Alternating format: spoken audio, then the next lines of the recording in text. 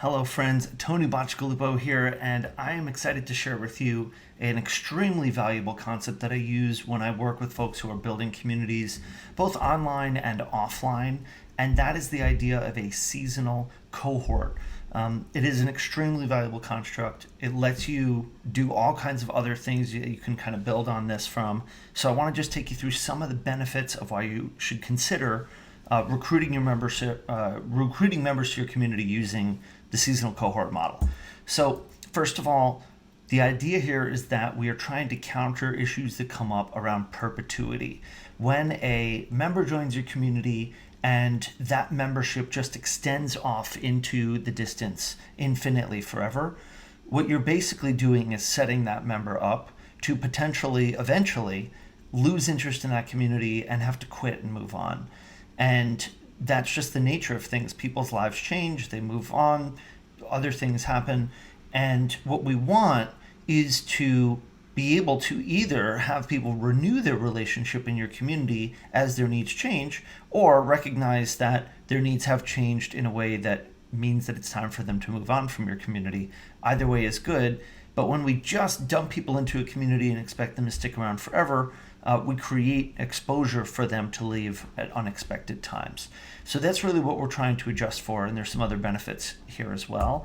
But the reversal of this in a tenure-driven, cohort-driven model is that you're allowing people to recommit to being a part of your community on a periodic basis. And this allows somebody to, because they're renewing their commitment, because they're revisiting why they're in the community, have a good reason to stick around for longer. And because of all the other benefits of it, they're going to want to stick around longer anyway. But when there does come the time that it's time for them to go, there can be a moment when they can recognize that and gracefully exit. So that's kind of what we're aiming for here in terms of a person's tenure.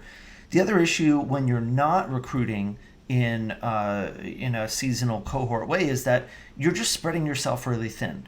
So when you are constantly recruiting members to your community, you're dealing with the fact that you've got different people who are at different stages of kind of the pipeline of the sales and the onboarding process, which means that you as the manager or your team are constantly dealing with all of the different people at all the different stages of the process. When I used to run a co-working space, I had to deal with the fact that at any given moment, somebody could walk in off the street and tell me they wanted a tour, and I had to basically drop everything to give them a tour. And that plus all kinds of other things that we were doing to try to entice members. Even if I want new customers to show up every single day, if I'm constantly kind of putting effort into getting new members to show up every day, then I'm kind of always tiring myself out, and it's hard to get excited about it. And so if I instead say, okay, there are going to be specific times of year when we're going to make a strong push to driving memberships, get people excited to apply, get people excited about coming in, do a lot of ceremonial activity around that. It gives you and your team the chance to just get really excited, focus all your energy during those times on that process. And then when you're not in those times, focusing on the other aspects of serving your community. So in this way, you can kind of separate out the sales from the service a little bit, which I think can just be huge in terms of making your operations feel a little bit smoother and more efficient.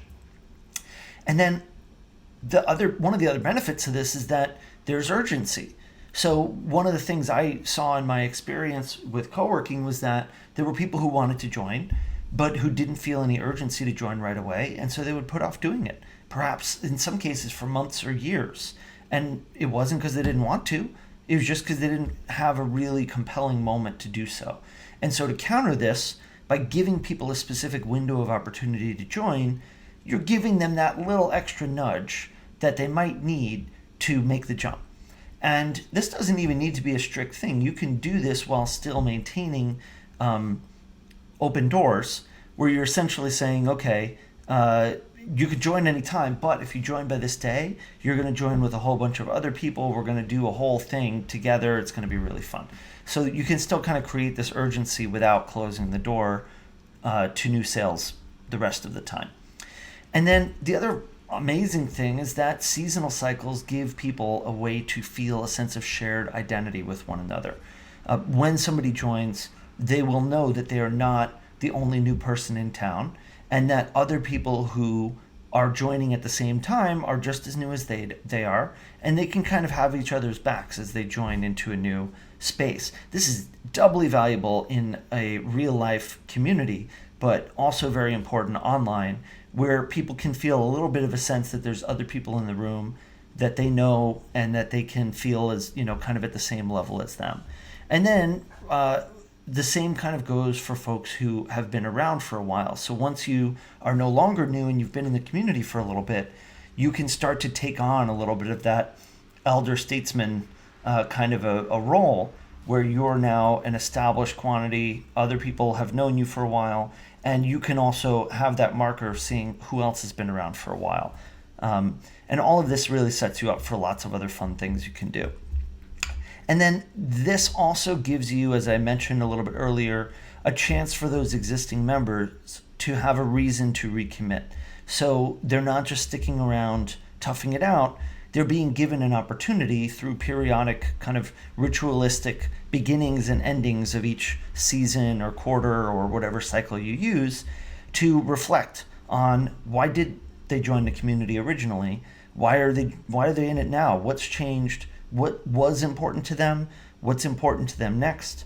And this gives you a way to kind of constantly make sure that the members have a good reason to be there. And then the other fun thing is that these cycles let, if you've got members or volunteers who are running programs in your space, they can actually gracefully exit running those things so that volunteer-led activities don't degrade over time, which anybody who's ever run a community with member or volunteer-led programming knows that eventually they tend to go away. And so what we don't want is for somebody to feel like that's a failure. We want to actually let programs wind down when it's time for them to wind down. And this also gives you the added benefit of, if somebody commits to running a program, you can ask them to commit for a very specific period of time. And then if they feel disengaged, at the very least, they can make a push to stick it out through the end of that season and then gracefully exit. And this is true for participants of a group too, where they might be sticking around in a group, but they don't want to anymore. And so we give them a chance to kind of get out of a situation when the time is right. And then this just sets up all kinds of really fun things. The sense of shared identity that people have. You can add visuals to this. You can add inside jokes and traditions and all kinds of fun things to help denote kind of the little mini tribal kind of elements to the different seasonal cohorts in your community, and you can build on that to all kinds of other things you can incorporate into some of your other programming.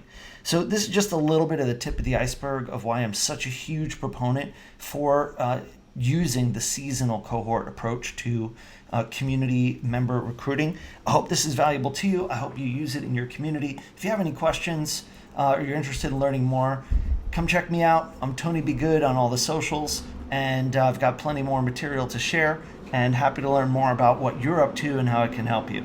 Hope this has been useful. Catch you next time.